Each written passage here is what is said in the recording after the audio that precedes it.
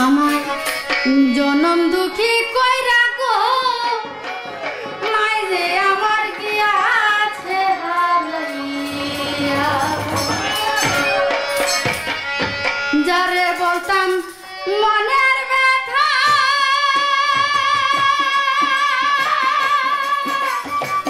ওরে দাঁড়া শত ব্যথা পাইয়া দরদ আমার কি আছে হারাইয়া জনম দুঃখী কইরা গো পাগল বানাইয়া গো নাই যে আমার কি আছে হারাইয়া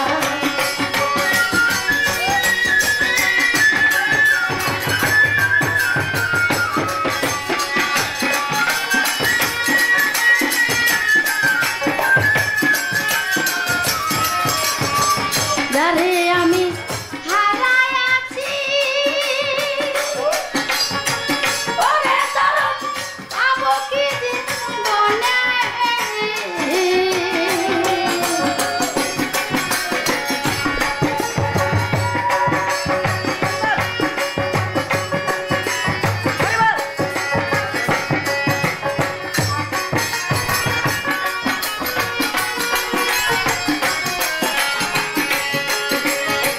কত কষ্ট করছে মায়ে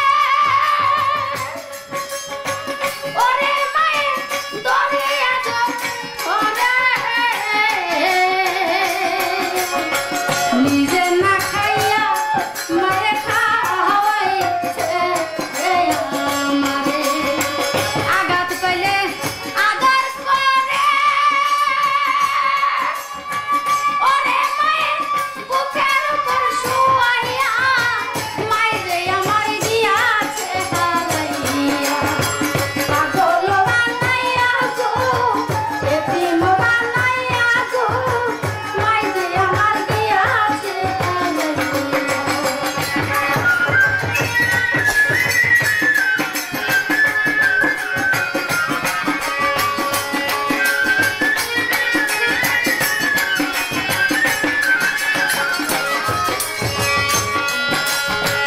পুত্র কন্যা ভবে শুধু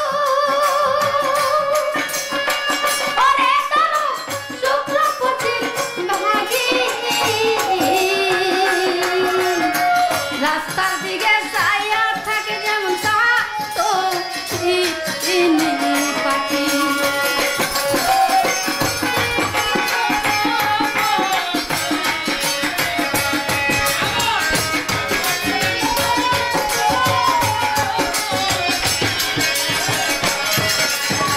পুত্র কন্যা ভবে শুধু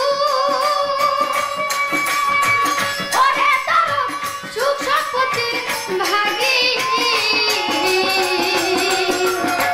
রাস্তার দিকে যাইয়া থাকে যেমন পাখি বুকের মালিক আইরে বুকে ওরে আমি আর তো কিছু চাই না মাই যে আমার কি আছে হারাইয়া এতিম বানাইয়া গো জন্ম দুঃখী কইরা গো মাই যে আমার কি আছে হারাইয়া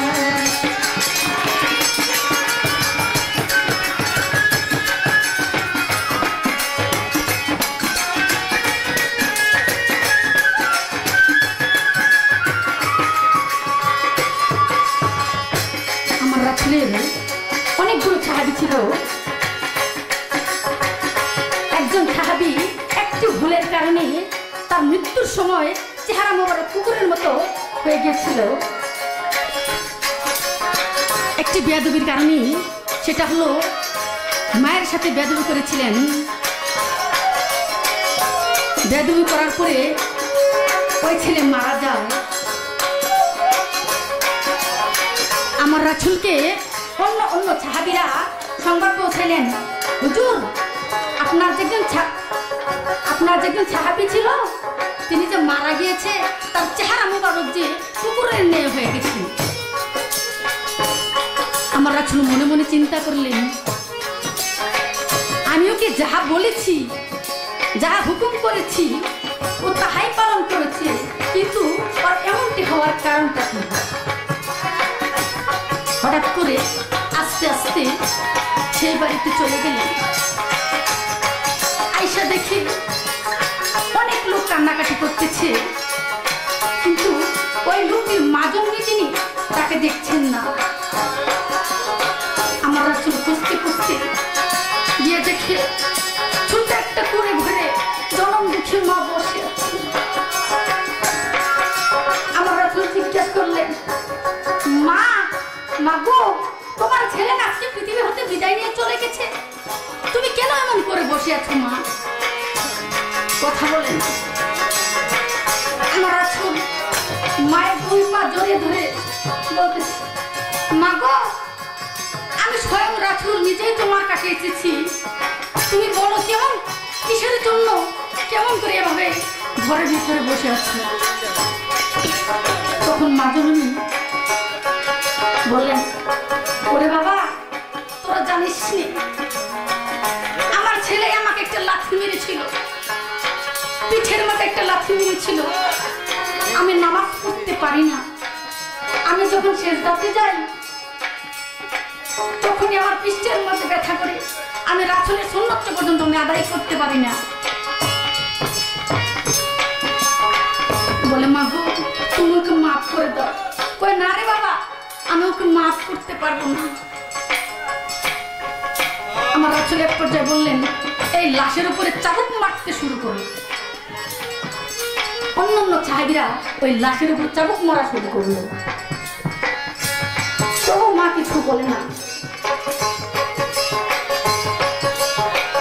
বলে, মা গো, তুমি ওকে মাফ করে দাও।